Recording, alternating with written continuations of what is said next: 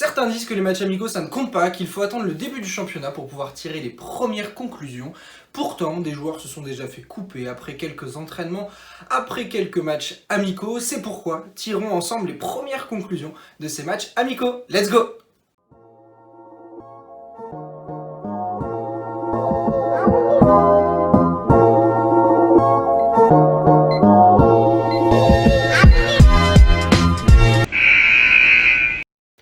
Hey, hello, bonjour à tous, bienvenue sur la chaîne YouTube de Tormor Productions, c'est un vrai plaisir de vous retrouver pour une nouvelle vidéo. Tous ensemble, nous allons parler des matchs amicaux. Effectivement, certaines équipes se sont déjà retrouvées pour s'opposer dans des rencontres amicales, essayant de se frayer un chemin entre le Covid et les blessures. Ils ont réussi à pouvoir jouer et nous allons tirer ensemble des premières conclusions sur ce qui s'est passé après 1, 2, 3 matchs, voire 4 pour certaines équipes. Quels joueurs même ont déjà fait de bons premiers résultats.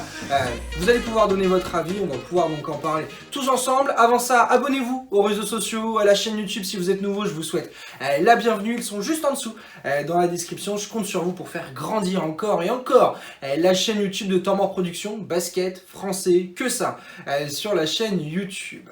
Donc, beaucoup de matchs ont déjà été reportés, bien évidemment, à cause du Covid. Enfin, ont été plutôt annulés pour la plupart. Mais malgré tout, certaines équipes ont déjà réussi à s'opposer. Nous avons tous ensemble fait des petites conclusions, 6 grosses conclusions, tous ensemble, que l'on va pouvoir évoquer, dont on va pouvoir débattre. Les matchs amicaux permettent aux équipes et aux joueurs de pouvoir se remettre en forme, surtout quand on n'a pas joué depuis la mi-mars. Donc on va tous ensemble pouvoir débattre de ces petits sujets. On va rien laisser passer, on va surtout pouvoir faire des points négatifs, des points positifs tous ensemble pour pouvoir se dire ce qui s'est bien passé et ce qui s'est moins bien passé.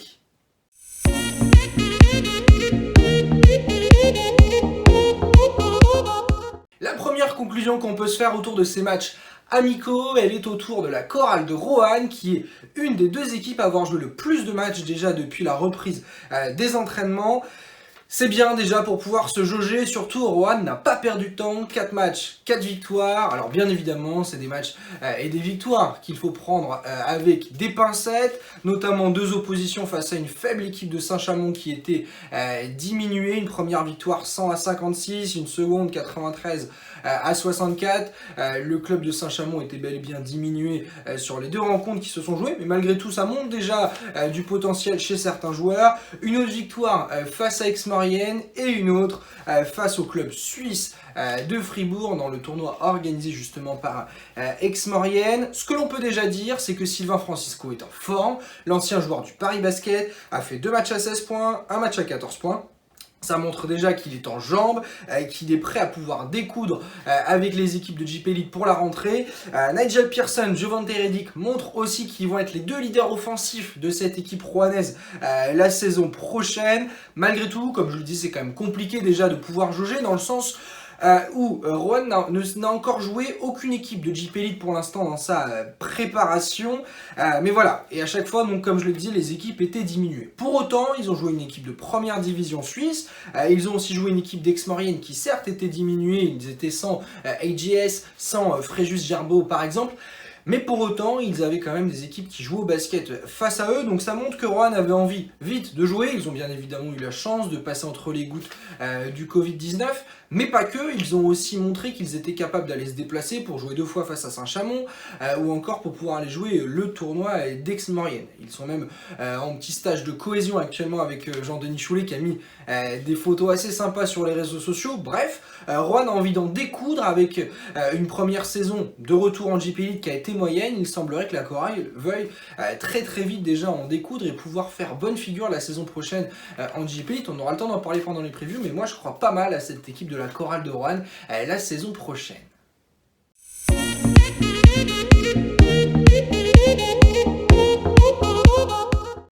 La deuxième conclusion, et celle-ci a fait un petit peu moins plaisir, on va parler de Kadim Allen, le meneur de l'AJL Bourg.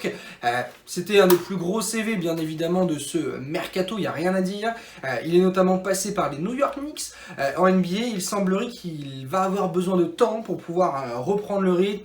Il a fait un 9-star game clairement au lieu d'un 8-star game. Voilà, il a rendu une pâle copie sur les 2 premières rencontres qu'il a jouées de match amical, mais voilà, ne nous emballons pas trop, même si clairement 3 d'évaluation sur les deux premiers matchs, c'est pas fou, il a été benché sur la demi-finale du tournoi, donc physiquement il va devoir reprendre du rythme. Pas de leadership pour l'instant donc à la main de la JL Bourg. Clairement c'est Zach Wright qui a pris ce rôle justement avec notamment 7 passes décisives sur une des deux rencontres du tournoi. Voilà, on va en attendre un petit peu plus à la main, des passes d'ess mais également du scoring pour Kadim Allen qui arrive avec un gros CV. Donc voilà, grosse question du côté de la JL Bourg pour l'instant. Voilà, Thomas Krubb, Danilo Andojic, ça s'annonce très prometteur du côté de Bourg-en-Bresse. Donc voilà, rien forcément à craindre du côté de la JL pour l'instant.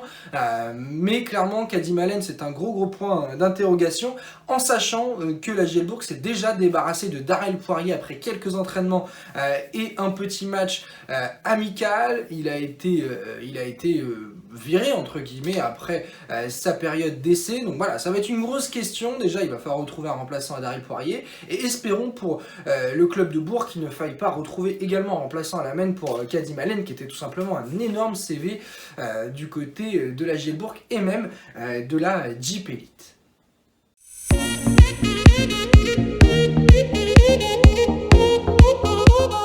Troisième conclusion, la première sur de la Pro B, c'est que Denain a perdu ses 2 premiers matchs amicaux, mais David Skara s'annonçait un très gros joueur. 20 points contre Saint-Quentin, 23 points face à Chalon-Reims sur les 2 premiers matchs amicaux de Denain-Voltaire, qui a dû en annuler pour cause de Covid. Mais malgré tout, ça montre que David Skara, pour l'instant, s'annonce être un très gros joueur du côté de Denain, et même du côté de la Pro B pour la saison prochaine.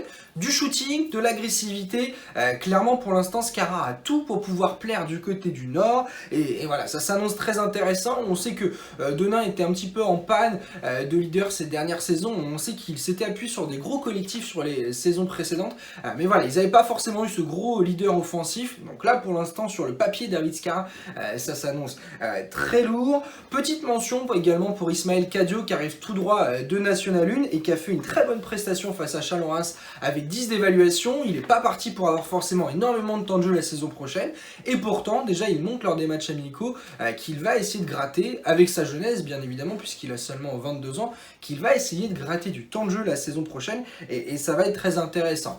Dernière petite conclusion qu'on peut se faire justement autour de cette équipe de Denain, c'est que même s'il y a quelques absents lors de ces matchs amicaux, il y a clairement déjà une grosse hiérarchie qui se dessine autour de cette équipe. On sait forcément que les matchs amicaux servent à faire tourner, et ben pour l'instant, dans tous les cas, il y a une grosse hiérarchie avec des joueurs qui ont déjà dépassé les 30 minutes de temps de jeu sur les matchs amicaux. Donc voilà, pour l'instant, Rémi Valin fait jouer ses gros joueurs sur les matchs amicaux, et vraisemblablement, sachant que le banc ne va pas non plus être énorme la saison prochaine du côté de Denain, que je pense que les leaders vont avoir beaucoup de temps de jeu, à voir sur la durée si ça va peser du côté de Denain-Voltaire ou non.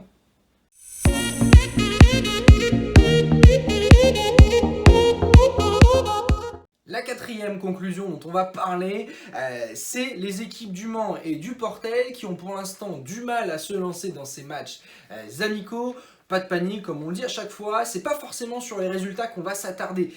Le plus, c'est plutôt sur le contenu. D'abord du côté du Mans, 2 défaites pour le Mans qui était privé d'Eito sur la finale du tournoi de Cholet et également de William Snaras, blessé pour longue durée et bien évidemment. On l'a vu dans les infos, on l'a vu sur les réseaux sociaux, le retour de l'emblématique Alain Kofi, le Kof dont on a parlé dans une vidéo il n'y a pas si longtemps, qui a retrouvé un club, ça fait énormément de plaisir, mais pour revenir au Mans, ça veut dire qu'il manquait bien évidemment des joueurs du côté du club sartois et c'est bien évidemment aussi ce qui a posé souci, même si dans le contenu ça pose beaucoup de questions, une défaite notamment face à Nantes, club de Pro B, voilà, il va falloir encore travailler, je pense qu'il va falloir du temps pour le Mansart Basket pour pouvoir se lancer, mais pour l'instant les premiers matchs amicaux ne semblent pas très positifs, le Canadien Kazakin Alamen a pour l'instant encore du mal au scoring, même si du côté des passes d'ess, et c'est clairement ce qui se dessine, il a l'air d'être très intéressant.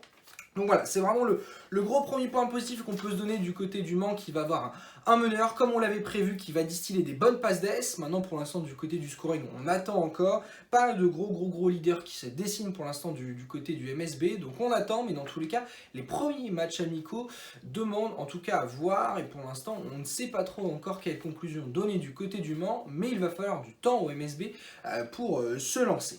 Pareil du côté du Portel malheureusement, qui va pouvoir compter sur l'expérience de ses joueurs français, mais dans le contenu, sur le premier match amical qu'on a pu voir des Portellois, c'est pas encore forcément ce qu'on attend.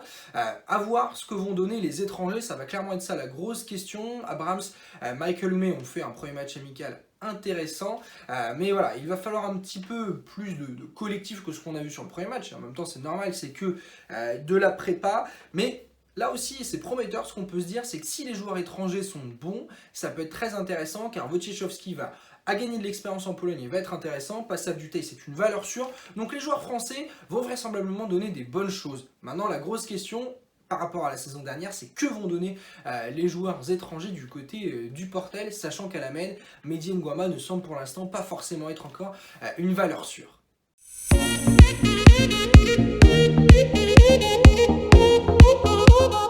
La cinquième conclusion, et celle-ci elle fait plaisir, on l'avait mis dans une précédente vidéo dans notre top 10 des meilleurs meneurs de la décennie en Jeep Elite. DJ Cooper is back. On peut clairement le dire. Chalon-sur-Saône a fini dernier du All-Star Game de la JL Bourg, mais par contre, DJ Cooper est clairement de retour. Suspendu pendant 2 ans pour cause de dopage. Clairement, il n'y a rien à dire, le meneur américain a tout simplement été impeccable sur les 3 premiers matchs amicaux de l'élan Chalon. Pour l'instant, Chalon n'a pas gagné un seul match, on va y venir un petit peu plus tard, mais DJ Cooper a fait 18 passes décisives face à la JAFCM dans ses standards des saisons qu'il a faites notamment du côté de Pau Orthez, un double-double face à la JL Bourg, 15 points, 10 passes décisives.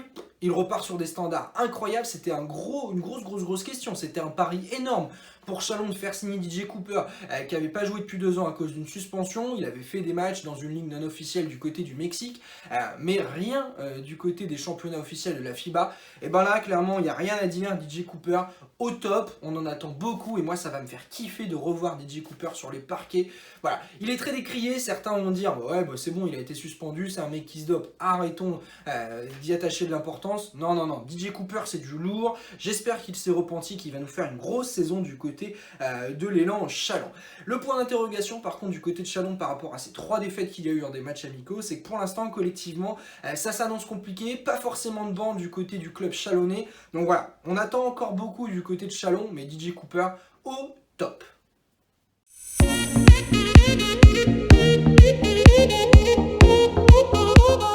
La dernière conclusion de cette vidéo, on va parler d'une équipe dont vous doutiez bien évidemment qu'on avait évoqué le sujet, c'est l'Asvel qui s'annonce clairement injouable pour la saison prochaine. Je ne vais pas forcément parler du résultat qu'ils ont fait du côté du tournoi de la JL Bourg, le All-Star Game, c'est pas forcément ce qui m'importe, dans le sens où ils ont joué une équipe de Dijon qui était diminuée, ils ont joué une équipe de l'élan Chalon sans banc, alors que eux étaient déjà quasiment au complet. Donc voilà, je ne vais pas forcément parler du scoring, des résultats, mais je vais plutôt parler du contenu.